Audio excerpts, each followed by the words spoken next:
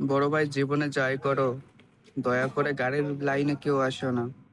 যে একবার গাড়ির লাইনে আসবে তার জীবনটা তো শেষ হয়ে যাবে।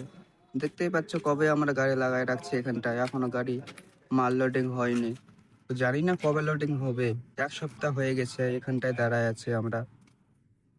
কবে যে লোডিং হবে আর কবে যে বাড়িতে যাব। গাড়ির লাইন মানে খুব বাজে একটা লাইন।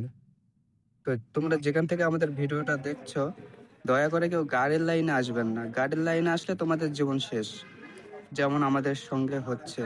তো আমি চাই না আমার যেটা জীবনে ঘটছে সেটা তোমাদের জীবনে ঘটে যাক। দয়া করে জীবনে যাই করো, গাড়ির লাইনে কেউ আসবেন না। দেখতে পাচ্ছ কতগুলো গাড়ি দাঁড় করানো আছে। গাড়ি দাঁড় করানো আছে, এখনো লোডিং হয়নি। 1 সপ্তাহ প্রায় হয়ে গেছে। এই যে দেখতে পাচ্ছ, দেখলে তো? এই যে আমার গাড়ি।